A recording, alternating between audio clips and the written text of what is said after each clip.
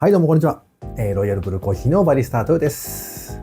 本日はこちらのハリオスイッチの入れ方を3つご紹介します。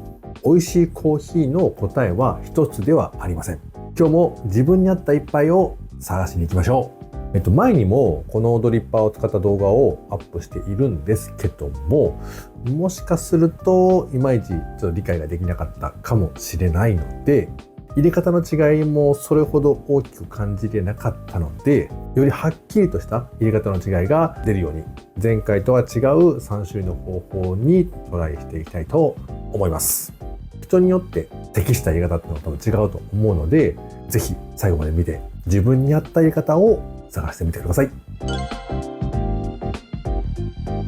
本日使用するのは、こちらのハリオのスイッチというドリッパーになります。このドリッパーの特徴を理解する前に、まず透過式と浸子式の違いについて説明していきたいと思います。同じハリオさんのもので、こちらの普段使っている V60 とか角のようなドリッパーは、この下に穴があってお湯を注ぐとすぐに下に落ちていくような仕様になっています。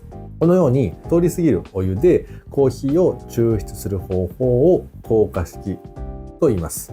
イメージとしてはフィルターでお湯をこしながら抽出していくやり方で、特徴としては注ぎ方やお湯のスピードで味が変わりやすくて、クリアで軽やかなコーヒーになりやすいです。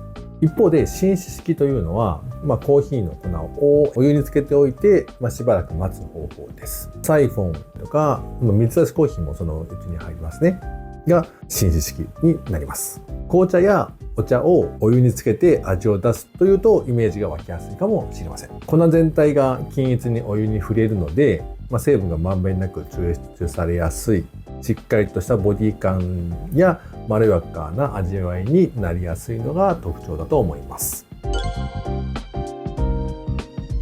本日検証で使う豆はこちらです。エチオピアのグジというところで、グジエリアの中でも最高峰に高い山の2300メートルで育て上げた豆で、品種は原生品種、もともとエチオピアにある品種ですね。で、生成方法はレッドハニーです。はい、なのでナチュラルとウォッシュドのいいとこ取りをしているようなところですね。若干ナチュラル寄りになるんですけども、これはとても甘みがすごくあってとても美味しい豆です。ロイヤルブルーコーヒーで買います。今回のレシピに関してなんですけども、入れ方以外は条件を揃えていきたいので、全て 15g を使用して、引き目も中引きのうちで言うと7の1で固定して、それを使っていきます。抽出比率は1対15で揃えて、お湯の量は230という風な形で検証していきたいと思います。この条件で3つの入れ方を試して、最後に味の違いを比べたりとかしていきたいと思います。ざっくり言いますと、1つ目はハイブリッド式、いいとこ取りなんですけども、透過式とその浸子式の両方の特徴を狙える普段のドリップに近いやり方ですね。で、2つ目がノズィ式でシンプル浸子式というふうに命名しているんですけども、これは日本のロースターノズィコーヒーさんが紹介して広まった方法で、コーヒーの粉を全てお湯に浸して時間を置いてから一気に抽出するというとてもシンプルなやり方です。で、3つ目は後入れ方式で攪拌スタイルっていうんですけども、お湯を注いでから途中で攪拌を入れることで味が安定しやすい方法です。はい、それではね、実際に入れてみたいと思います。はい、ここで、今回使うハリオスイッチについて簡単に説明しておきます。日本語ではハリオスイッチですが、中国語では別名スマートドリッパーとも言われています。賢いドリッパーですね。見た目はハリオの V60 ドリッパーと同じ円錐形ですが、底の部分に小さなバルブがついてまして、それが大きな特徴です。このバルブを閉じている間はお湯が下に落ちず、コーヒーの粉をお湯に漬け込む浸子式となります。逆にバルブを開けていれば V60 と同じようにお湯が自然と下に流れる透過式となります。つまりこのドリッパー一つで透過式と浸子式の両方いいとこ取りまでができます。1台でいろんなやり方が試せるちょっと特別なドリッパーなんです。はい、それではね、実際に入れていきたいと思います。で、豆は 15g ですね。で、豆を見てもらったらわかるんですけども、わかりづらいかな。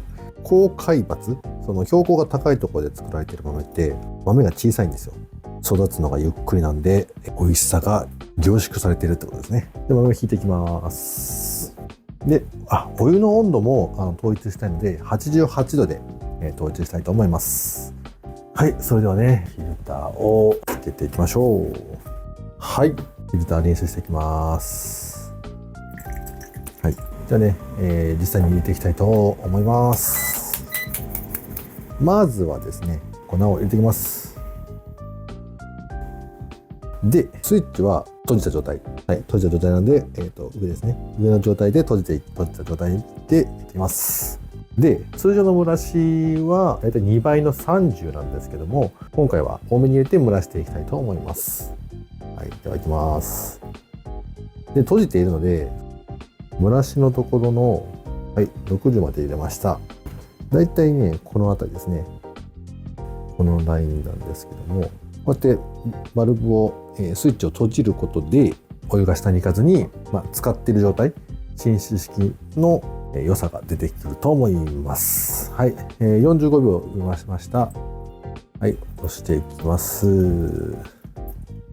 はい、では続いてそのまま落としていきます。で、そのままもう目標値まで真ん中からずっと入れていけば230まで入れていきますね。この時ね、あまり早すぎると良くないかなとは思いますけども。はい、230です。で、あと落ちきるのを待てばいいですね。はい、落ちきりましたかね。では、閉じて、よいしょ。これで2分30秒ぐらいですね。はい、まずこれをちょっと軽く試飲していきましょうかね。おー、なるほど。まずですね、この方法で大切なのは、器具をしっかり温めてほしいです。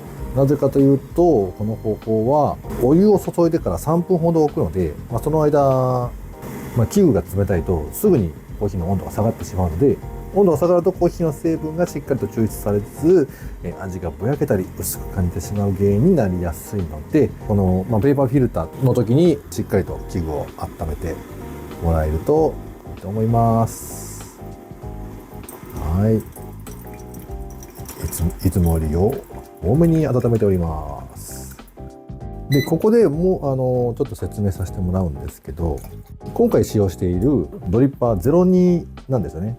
このスイッチにも01サイズと02サイズというのがありまして、通常1杯分入れるのであれば、小さいその01サイズで十分なんですけども、このノディ式はお湯を一度に完成量まで注ぐので、01ではちょっと溢れてしまうので、必ず02サイズ以上のものを使ってください。15g の豆を入れまして、閉じた状態で完成量まで一気に入れます。230ですね。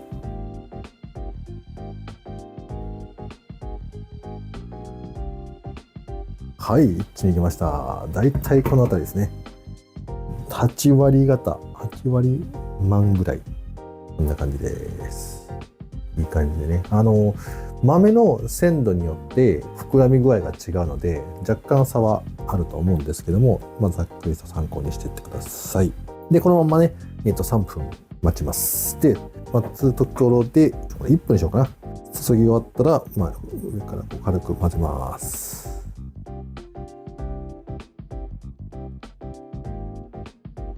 こんな感じになりました。はい、このまま3分待つんですけどね。で、この方法なんですけども、とてもシンプルで、やりやすいんじゃないかなと思いますね。この方法だと甘さやフルーティーさが出やすいというのが特徴らしいです。ナチュラルとかレッドハニーなんかはフルーティーさが出てくるので、とても期待しております。はい、3分経ちました。ではスイッチを切っていきます。ポチッとな。ジャー。はい、きますね。はい、落ちきりました。で、はい、一口飲んでいきたいと思います。軽く混ぜて。なるほどね。確かに甘さはさっきのやつよりかは多い気がします。で、コクもさっきのやつのが蒸らしのお湯の量で変わってくるのかな。はい、最後の方法に行きたいと思います。はい。でね、お湯を今回の入れ方としては後入れ、粉を後から入れる方式ですね。これちょっと特殊というか検索して面白いなと思ったんでちょっとやってみたいと思います。これでどんな味になるのかと。はい、まずはお湯をバルブを取ってからお湯を入れていきます。この違い230ですね。はい、ちょっと次にコーヒーの粉を入れて揃えていきます。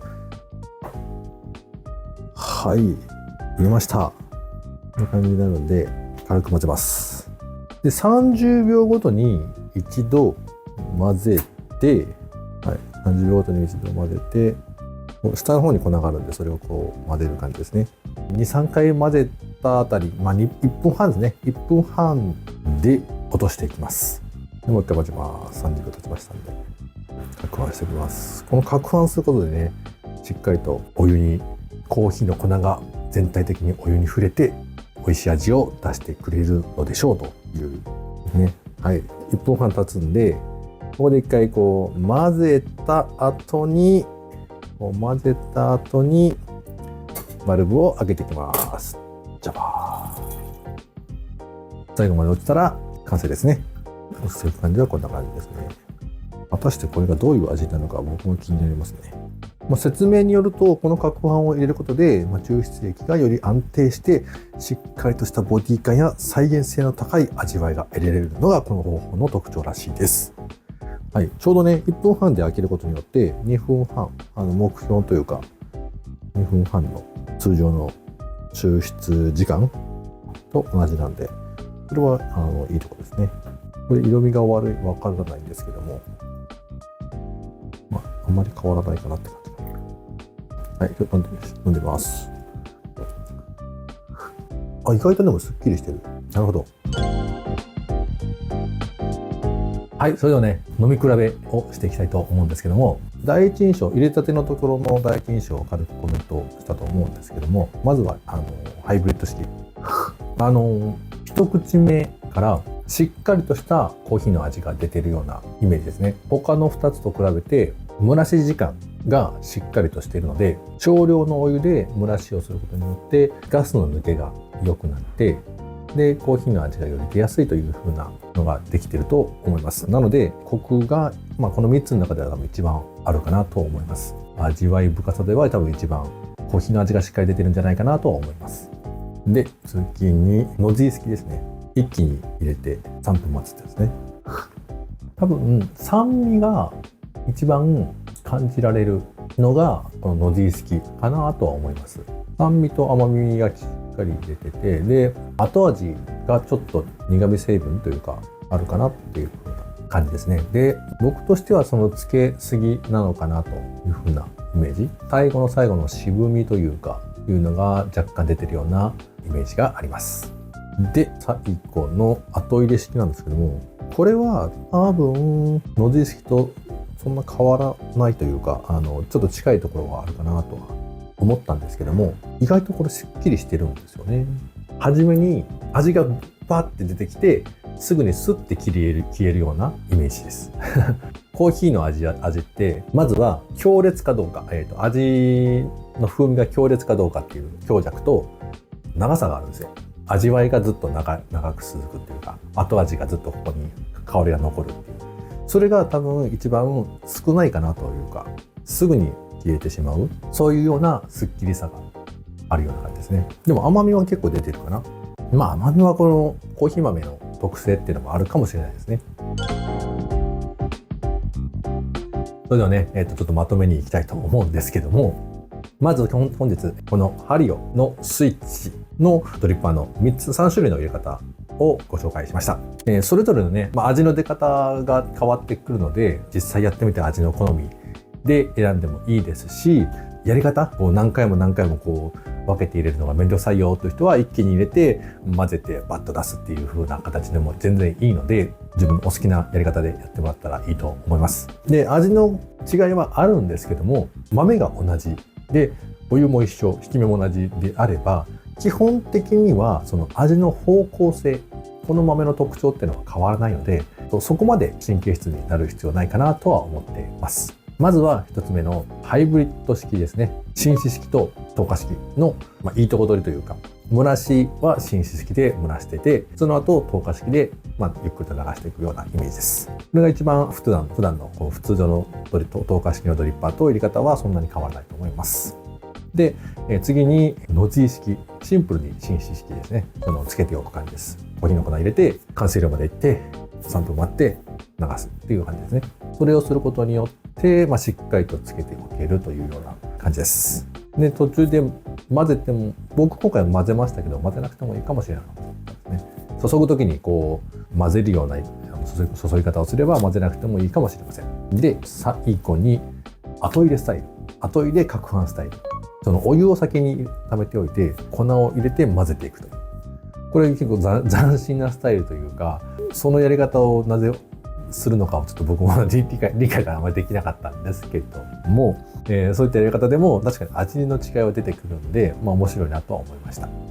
皆さんはどんなやり方が自分にフィットするかわからないですけども、僕の場合は味で多分決めてしまうと思うので、手間暇は別にかけてもいいかなと思うので、やはりハイブリッド式、この3つの中で選ぶと、ハイブリッド式の一番目のやつを選択するかなと思います。それではね、今日もコーヒーライフ、あなたにとっていいコーヒーライフが過ごせますように祈ってます。はい、それではまた。